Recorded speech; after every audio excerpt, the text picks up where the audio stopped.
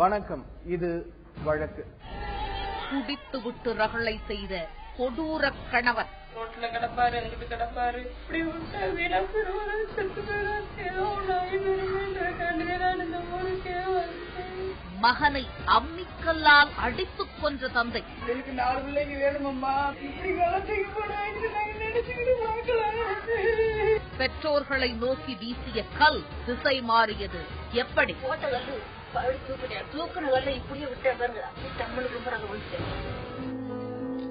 பெற்ற மகனை அம்மிக்கல்லால் அடித்து கொலை செய்ய எந்த பெற்றோருக்குதான் மனம் வரும்? ஆனால் இங்கே நடந்திருப்பது அப்படியான ஒரு கொலைதான். ஆம், அம்மிக்கல்லால் அடித்தே கொலை செய்யப்பட்டிருக்கிறார் அந்த நபர். வீட்டின் நடு முற்றத்தில் உயிரற்று சாய்ந்திருந்த மகனை அருகே சென்று அள்ளிக்கொள்ளாத அந்த தாய் படபடப்பின் உச்சத்தில் அழுது கொண்டிருக்க ஊரே சோகத்தில் மூழ்கி போனது அன்று. காவல்துறையினரும் சம்பவ இடத்திற்கு வந்து விசாரணை நடத்த அந்த சிறிய கிராமம் ஒரு கொலை பழியை சுமந்திருந்தது. ஊரே பதற்றத்தில் இருக்க அங்கே நடந்த சம்பவத்தை விவரிக்க இறந்தவரின் தாயே முன் வந்தார். எங்களுக்கு அடிச்சா உங்களையும் மாப்பிள்ளையும் சரி அவரு அடிச்ச பேரு படுத்து விட்டாரு. படுத்து எடுத்துட்டு வேகமா அந்த கல்லு அடிச்சு அப்பானாலையும் முடியல, எனக்கும் பிறகு அப்பாவுக்கு முடியல, அடிக்காதான் அவன் போட்ட கல்லு உருண்டு அங்க போச்சு கொலைது. பழி தூக்குறியா, தூக்குன கல்ல இப்படியே விட்டேன் பாருங்க, அப்படியே தமிழுக்கு பிறகு விழுந்துட்டாங்க. அவர்னால கல்லு ஒண்ணு போட்டாரு. நீங்க எங்க இருந்தீங்க? இங்கதான் கூப்பிடு தனமே கட்டின ஒரு கனவு ஐயா அந்த ஊராலே விளைவுள்ளே விளவுக்குள்ளே வாங்கலே வாங்கன்னு. உங்க புருஷன் எங்க போயிட்டாரு? காலம்ல எதுக்கு போனாரு? எங்க தெரியல, நான் இடத்த கட்டேன் எங்க போனாரு. ஆம், அவரது கண் முன்பாகத்தான் அந்த கொலையே அரங்கேறி இருக்கிறது. தங்களை கொலை செய்ய வந்த மகனை தன் கணவர்தான் அடித்துக் கொன்றதாக அவர் சொன்னபோது ஊரே அதிர்ந்து போனது. மகன் இறந்து கிடக்க கணவர் தலைமறைவாகிவிட படபடப்பின் பிடியில் சிக்கியிருந்த அந்த தாய் எதையோ மறைக்க முற்படுவது தெரிந்தது.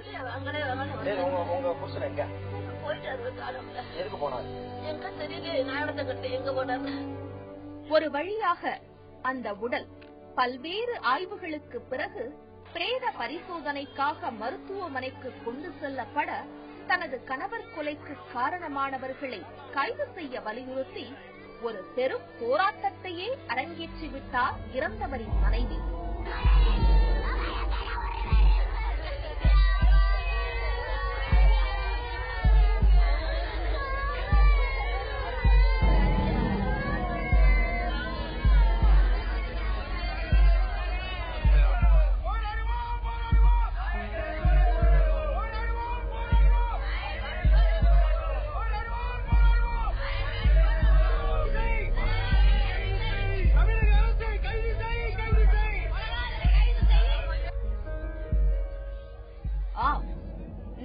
பிள்ளைகளோடு அவர் கதறியதை கண்டு மருத்துவமனை வளாகமே சோகத்தில் சிக்கியது.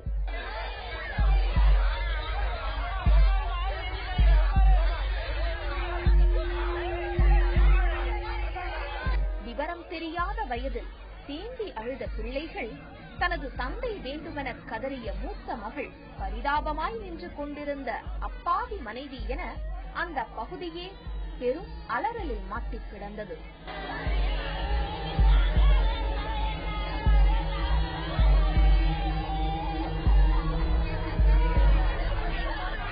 உறவினர்களும் ஊர்க்காரர்களும் குவிந்து விட்டதால் அழுகையும் சலசலப்புமாய் நழுவிக் கொண்டிருந்தது அன்றைய பொழுது.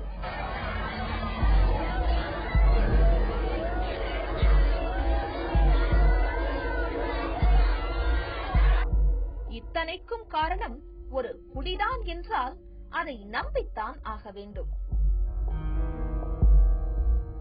ஒரு சாதாரண குடும்பத்தில் குடி எத்தகைய விளைவை ஏற்படுத்தும் என்பதற்கு வாடிப்பட்டி அருகே நடந்த இந்த கொலை சம்பவம் சரியான உதாரணம். என்ன நடந்ததென விரிவாக விசாரித்தோம். என்ன பிரச்சனை, ஏது சண்டை, என்னன்னு தெரியல. இந்த மாதிரி போட்டா எனக்கு ஏற்கனவே சண்டை போடுவாங்களா அப்பா அம்மா? ஏதும் அவங்க அப்பா அம்மாக்குள்ள சண்டை வரும்னா அவங்க ரொம்ப மோசமான கேரக்டர். அவங்க எல்லாருமே அவங்கள இவர் கேட்பாரு, அதுக்கு அவங்க திரும்ப பேசுவாங்க. 2 பேத்துக்குள்ளேயும் சண்டை வந்துகிட்டே இருக்கும். இவரும் போகவும் மாட்டாரு, வரவும் மாட்டாரு. எங்க அப்பா குடிக்க வச்சனால எங்களை நல்லா பாசமா பாத்துக்குவாரு. எங்க அப்பா தான் குடின்னு அவங்களே இது பண்ணி குடிக்க வச்சு இங்க வீட்டுல சண்டை போட வச்சதே அவங்கதான். இப்ப அவங்களே கொண்டுட்டு போயிட்டாங்க. எங்க தாத்தா கல்ல மண்டையில போட்டு கொண்டுட்டாங்க. மதுரை மாவட்டம் சோழவந்தான் அருகே உள்ள தச்சம்பத்து கிராமத்தை சேர்ந்தவர் உத்தண்டி. இவரது மகன் பாண்டி. வாழை இலை அறுக்கும் தொழிலில் ஈடுபட்டு இவர்கள் குடிப்பழக்கத்தால் முச்சந்திக்கு வந்திருக்கிறார்கள். ஆம், மகனை உத்தண்டியே கல்லால் அடித்து கொலை செய்ததாக கூறப்படுகிறது. சுமார் 7 வருடங்களுக்கு முன்பு அங்காள ஈஸ்வரி என்ற பெண்ணை மணமுடித்த பாண்டி 3 பெண் பிள்ளைகள் மற்றும் ஒரு ஆண் குழந்தைக்கு தந்தையாகி இருக்கிறார். இந்த நிலையில் மிகவும் சந்தோஷமாக வாழ்ந்து வந்த இவர் குடிப்பழக்கத்திற்கு ஆட்பட கொஞ்சம் கொஞ்சமாக அந்த குடும்பம் சீரழிந்திருக்கிறது. தினம் தினம் குடித்துவிட்டு மனைவியிடம் சண்டையிட்டு வந்த பாண்டி அவரை அடித்து துன்புறுத்தியதாகவும் சொன்னார்கள். இந்த சண்டையே நாளடைவில் அவர்களை பிரியச் செய்திருக்கிறது. ஆம், பொறுத்து பொறுத்து பார்த்த அங்காள ஈஸ்வரி கடைசியில் தனது பிள்ளைகளை தாய் வீட்டுக்கே அழைத்து சென்றிருக்கிறார்.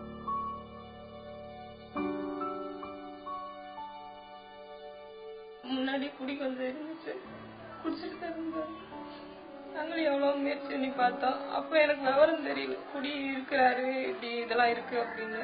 அது போக போகவே பெருசா பிள்ளைய பெருசாதான் எனக்கு இந்த குடியை பத்தியே தெரியும். அப்ப குடிங்கிறத பத்தி தெரியல. நானே எவ்வளவு முயற்சி பண்ணி பார்த்தேன். அவர் முன்னாடி குடி இருக்கு, இருந்தாலும் வெளியில யாரும் அங்க சொல்லிக்கிறல. அவர் பாத்தீங்கன்னா வீடு அவங்க அம்மா வச்சு கடையை வச்சுட்டு போயிட்டாங்க, அவங்க அப்பா கடையை வச்சுட்டு போயிட்டாங்க. இவராதான் வீடு கட்டினாரு, இவராதான் கல்யாணத்துக்கும் ஏற்பாடு பண்ணி கல்யாணம் பண்ணிக்கிட்டாரு. நல்லா உழைப்பாரு, நல்லா பாப்பாரு அப்படின்னு சொல்லிதான் என்னை இங்க கல்யாணம் பண்ணி கொடுத்தாங்க. நானும் இருந்தேன். இருந்தாலும் அவர் அப்ப இருந்தே என்கிட்ட ரொம்ப குடிச்சிட்டு இது பண்ண, அவங்க அம்மா அப்பா சொன்ன வச்சு டார்ச்சர் பண்ண, அடிக்க இது மாதிரி தொந்தரவு கொடுத்துட்டே இருந்தாரு. நானும் எவ்வளவு முயற்சிகள் பண்ணி பார்த்தேன், ஒன்னும் சரியா வரல. அப்புறம் எப்படியோ ஒரு காலகட்டத்துல திருப்பூர் வேண்டியதா இருந்துச்சு. அங்கேயும் ஒரு யோகா கிளாஸ்க்குலாம் சேர்த்து பார்த்தேன், மனவா கலை மையத்துலாம் கொண்டு விட்டு பார்த்தேன். என்னால குடிய விட முடியாது, நான் இப்படிதான் இருப்பேன் அப்படின்னா, நான் இப்படியே இருந்தா என்ன செய்யுதுன்னு எவ்வளவு முயற்சி எல்லாம் பண்ணிப்பேன், எதுக்குமே கேட்கல. அப்புறம் இங்கே ஸ்டேஷனுக்கு நான் கொஞ்ச நாள் கூட இருக்காமலும் இருந்து பார்த்தேன். அப்போ அவர் என்ன சொன்னாரு, நீ இங்க வந்துடணும், இங்கதான் இருக்கணும், அங்கெல்லாம் இருக்க வேணாம்னு சொல்லி ஸ்டேஷன் மூலியமா எங்களை இங்க கூட்டிட்டு வந்துட்டாரு. கூட்டிட்டு இங்கே குடி கொஞ்சமே இல்ல. அங்க எல்லாம் பார்த்தா தத்தத்துல முன்னாடியேவும் ரோட்ல கிடப்பாரு, அங்கிட்டு கிடப்பாரு. தினம் தினம் குடித்துவிட்டு மனைவியிடம் சண்டையிட்டு வந்த பாண்டி அவரை அடித்து துன்புறுத்தியதாகவும் சொன்னார்கள். இந்த சண்டையே நாளடைவில் அவர்களை பிரியச் செய்திருக்கிறது. ஆம், பொறுத்து பொறுத்து பார்த்த அங்காள ஈஸ்வரி கடைசியில் தனது பிள்ளைகளை தாய் வீட்டுக்கே அழைத்து சென்றிருக்கிறார். சண்டை போடுறாரு, அடிக்கிறாரு, அசிங்கமா பேசுறாரு, பிள்ளைங்க கேட்டுச்சுங்கன்னா அப்பயே அந்த பிள்ளைங்களையும் தூக்கி அடிச்சுட்டு, பிள்ளைங்களையும் போட்டு அடிச்சு புரியல என்ன செய்ய ஏது செய்யறோம்னே தெரியாம அந்த பிள்ளைங்களையும் போட்டு சாப்பிட விடாம அடிக்க முடியாம ரொம்ப அடிச்சு அந்த பிள்ளைங்களையும் டார்ச்சர் பண்ணுவாரு.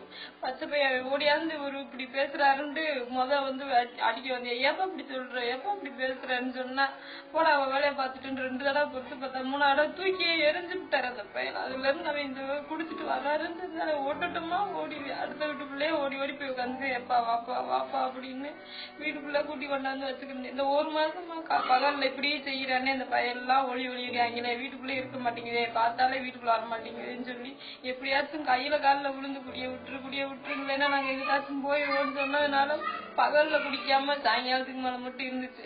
சாயங்காலம் வந்து ஆனா அந்த பிள்ளைங்களை விரட்ட அடிக்க என்னமா செய்ய இப்படியுமா இருக்கவும் இப்படியுமா இருக்கும். நாங்க 7 மணிக்கெல்லாம் கதவை பூட்டிட்டு உள்ள படுத்துக்கிறோம். வெளியிலயே வரமாட்டோம். கொடுத்துட்டு வந்து கதவை தட்டிக்கிட்டு வந்துக்கிட்டு மாட்டே இருக்கு. நான் பிள்ளைய வெளியே விட மாட்டேன். பிள்ளைங்க அதிகமாவும் பேசுது, அடிக்கவும் போகுது அப்படின்னு என்ன செய்யன்னு உள்ள தள்ளிக்கிட்டேன். பார்த்தா அப்புறம் குடி பகல்லையும் ஆரம்பிச்சு இந்த காலையில 5 மணிக்கு ஆரம்பிச்சா நைட்டு 10 மணி முடிச்சு எம்பூட்டு குடிக்க முடியுமா?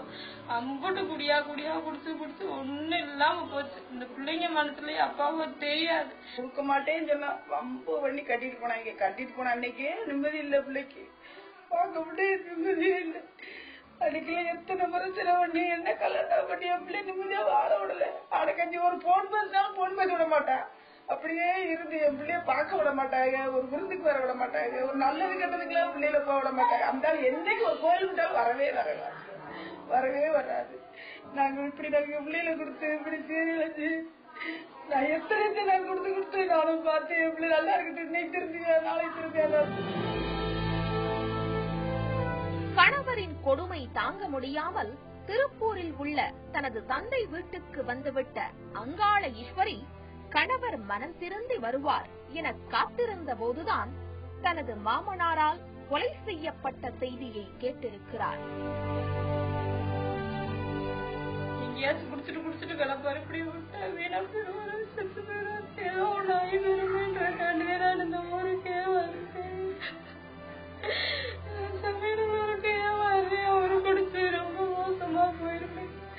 அவர் குடிச்சு இப்படி போற காரணம் வாய் போயிருமே அப்படிங்கிற கட்டுலே வந்து எப்படியா சரி பண்ணிடுவோம், கூட இருந்து சரி பண்ணிடுவோம்னு வந்து அப்புறம் கேட்கலாம். வரும்போதே குடிச்சிட்டு வருவாரு, போகும்போது குடிப்பாரு, விடுந்தாலும் குடிப்பாரு. இந்த குடிய விடுறதுக்கு நான் முயற்சி மாத்திர ஆஸ்பத்திரி எத்தனையோ வச்சு பார்த்தேன், கோயில் வளர்ந்து கூட்டி பார்த்தேன், கேட்கல. கடைசியில இப்ப பிள்ளைய முன்னாடி அதிகமா பேசுறாரு, ரொம்ப டார்ச்சர் பண்றாரு, அடிக்கிறாரு. எதுக்கு அடிக்கிறாரு? எனக்கு அவருக்கு எந்த சண்டையும் வந்தது இல்லை. ரோட்ல யாராவது சொன்னா அவங்களோட சண்டை போட்டோம், நீ வந்து சண்டை போட மாட்டேங்கிற, நீ வந்து கேட்க மாட்டேங்கிறன்னு வந்து அடிக்கிறது. பிள்ளைய வந்து குச்சி வாங்கினேப்பா, ₹1 ஒத்த குச்சி தான் கொடுத்தாங்க சொன்னா, வா போய் என்னன்னு கேட்டுக்கோ வா அப்படின்னு சண்டைக்கு போ. யாருக்கும் சண்டைக்கு போகாத, எதுக்கு இப்படி இருக்க அப்படின்னா நீ இப்படியே ஒரு அப்படியே இருந்து என்னைத்தான திட்டுவாரு, என்னைத்தான அடிப்பாரு. நான் எதுக்கு என்ன செஞ்சேன் என்ன போக ஒரு அனுபவம் கூட தருவாங்க நினைக்கிறேன். என்னை போட்டு அடிக்கிறாருமா, பிள்ளையெல்லாம் போட்டு அடிக்கிறாருமா. நான் அம்மா எப்படியா நீ சமாளிச்சு இருக்கணுமா, நான் என்னம்மா செய்யட்டும், நான் அப்புறமா பாப்போம்மா, பிள்ளைக்கு 4 பிள்ளைங்க வேணுமம்மா அப்படின்னு ஆளா கிடக்கட்டும் நினைச்சேனே. வாய்ப்பு இப்படி வளர்த்துக்கு போனாங்க நாங்க நினைச்சுக்கிட்டு சண்டை போட்டுக்கிட்டே இருந்தாரு. இப்படியே இருந்தா என்ன செய்ய? பிள்ளைங்க முன்னாடி அசிங்கமா பேசுறதும் அதை கேவலமா நடந்துக்கிறதும், கொஞ்சமா குடிச்சுட்டு வந்தா அவரோட நிதானமும் நிலையும் எதுவுமே இல்லை, அவசரம் இல்லாம கிடக்குறது. இப்படி அந்த பிள்ளைங்க வீணா போயிருமேன்றக்காண்டிதே அன்னைக்கு போவோம். இப்போ நாளாவது கொஞ்சமா மாறணும்னு நினைக்கிறாரா? இல்ல நம்ம கொண்டு போய் மருவுல கொண்டு போய் விடலாம், அந்த மாதிரி விட்டா கூட அந்த மாதிரி நான் திருந்துறேன், இனிமேல பிள்ளைகளை பாத்துக்கிறேன் நினைப்பாரு அப்படின்னு நினைச்சுக்கிறேன். போனேன். போறதுக்குள்ள இங்க அப்பா வீட்டுக்கு போயிருக்காரு. போனா அவங்க சொல்ல வேண்டியதானே, இல்ல அவங்களாலும் வேற எங்கிட்டாச்சும் போகணுமா இல்லையா? பாண்டியின் தந்தை முத்தண்டியும் குடிக்கு அடிமையானவர் என்பதால் இருவருமே போதையில் இருந்திருக்கிறார்கள் அன்று. இதையடுத்து இருவருக்குள்ளும் தகராறு ஏற்பட அது கொலை வரை சென்றிருக்கிறது. போதையில் இருந்த பாண்டி தன் கையில் வைத்திருந்த அம்மிக்கல்லை எடுத்து அவரது பெற்றோர்கள் மீது வீச முற்பட்ட போது அவர் நிலை தடுமாறி பின்புறம் விழுந்ததாகவும், அதை பயன்படுத்திக் கொண்ட அவரது தந்தை முத்தண்டி மகனை அதே கல்லால் அடித்துக் கொன்றதாகவும் சொன்னார்கள். அப்ப எல்லாரும் சேர்ந்து எங்க அடிச்சு வீதியில விரட்டினாங்க. சொன்னது அன்னைக்கு போலீஸ் ஸ்டேஷன் போனேன். அன்னைக்கு எல்லாரும் ஆச்சுக்கிட்டேம்மா நீங்களாம் வந்திருக்கீங்க, நீங்க எதுக்குமா வந்திருக்கீங்க போலீஸ் ஸ்டேஷன், இப்படி பண்ணிட்டாலும் இது பிள்ளைய வாங்குறதுக்காக நாங்க போனோம். அந்த மாதிரி அந்த ஆளு வண்ண அட்டுழியம்னா கொஞ்சம் நஞ்சல் எங்களுக்கு சித்திராத எடுத்தனே பண்ணிட்டேன். என்கிட்ட நான் யாரா கிடக்கட்டுமா, நம்ம பாத்துக்கிறோமா, பிள்ளை இல்லாம வளர்த்துக்கிறோமோ நான் தானே சொன்னனே. நம்ம சொல்ற மாதிரி சேர்த்தான பிள்ளை வந்துச்சு, நான் வந்துடுறேன், என்னால பொறுக்க முடியலமா, நான் பொறுக்க முடியலமா. ஓல்டேஜ் இல்லை, இங்க ஏற்பாடு கொடுத்து வேணான்னு பிள்ளை கையெழுத்து போட போகுது. அவங்க உலகமா இருக்கணும், சரிஞ்சலுக்கு நல்லா தானே இருங்க, இருந்து சுத்தி மறந்து இந்த தண்ணி ஓட்ட ஓட போட போட அதிகம் குறைய குறை இருக்குன்னா அப்புறம் ஆஸ்பத்திரி 10,000 செலவழி நாங்க போய் கொடுத்தோம். அவங்க 10 பைசா கொடுக்கல, என்னன்னே கேட்கல.